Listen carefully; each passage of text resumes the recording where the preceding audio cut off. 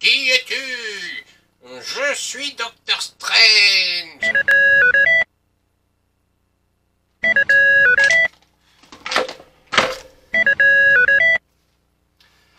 Bureau d'Alex Nel, bonjour. J'ignore qui vous êtes.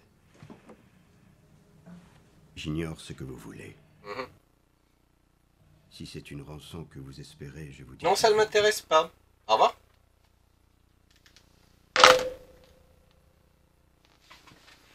Et ben le son c'est bon, et l'image...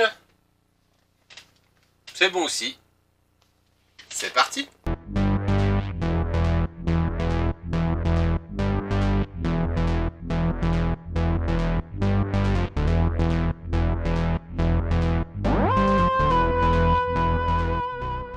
Sur YouTube, un pitch est une synthèse d'un récit, d'une œuvre ou d'une idée à travers un paragraphe synthétique. Voici le pitch du jour.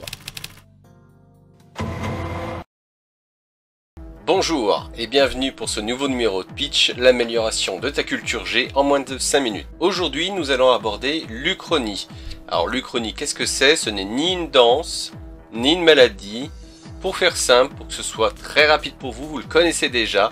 L'Uchronie, c'est en gros Retour vers le futur. La trilogie Retour vers le futur est blindée d'Uchronie. Dans le premier épisode, le voyage de Marty à la rencontre de ses parents va changer le futur à eux tous. En effet, le fait que son père, quand il était adolescent, se soit vu pousser des ailes et puis affronter donc son ennemi toujours Biff, a entraîné donc un futur complètement différent. Biff se retrouve à illustrer les voitures et le père de Marty se retrouve grand écrivain et toute la famille va bien et a progressé parce que le père a eu la confiance. Et ben voilà, c'est ça. L'Uchronie, c'est prendre un instant T, le modifier et en fait après broder sur le futur. Nous avons aujourd'hui de multiples séries, livres et films qui sont dérivés de ce principe. Si on se rappelle la série Sliders, les mondes parallèles, l'équipe en fait voyage d'univers en univers et en fait il y a à chaque fois un grain de sable qui a modifié l'avenir.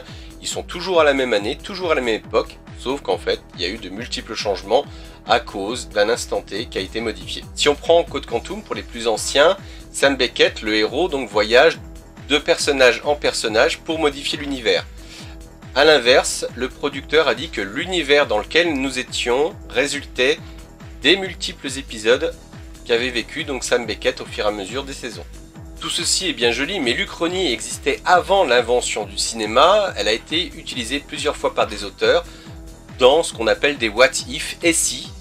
Notamment, par exemple, et si Hitler n'avait pas été tué, et si l'Allemagne avait gagné la Seconde Guerre mondiale, c'est les deux thèmes qui sont les plus souvent employés dans l'Uchronie de nos jours. Le Maître du Haut Château, une adaptation de Philippe K. Dick, en est l'exemple parfait. Il a été adapté il y a peu de temps en série sur Amazon Prime. Ce livre a été écrit en 1962 et part du principe que Roosevelt a été assassiné.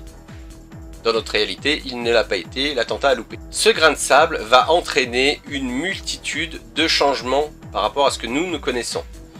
En effet, les États-Unis ne rentrent pas en guerre, Pearl Harbor a bien eu lieu, les Allemands ont envahi l'Angleterre, ils ont trouvé des scientifiques, ils ont maîtrisé l'atome et surtout ils ont balancé des bombes atomiques sur les États-Unis. Et c'est ainsi dans le roman qu'en 1947 les États-Unis ainsi que ses alliés comme le Japon règnent sur le monde et se le partagent. Ça vous fait peur, hein? Eh bien imaginez que dans le monde différents actes historiques n'aient pas eu lieu ou aient eu lieu différemment. Imaginez le monde comment il aurait pu évoluer.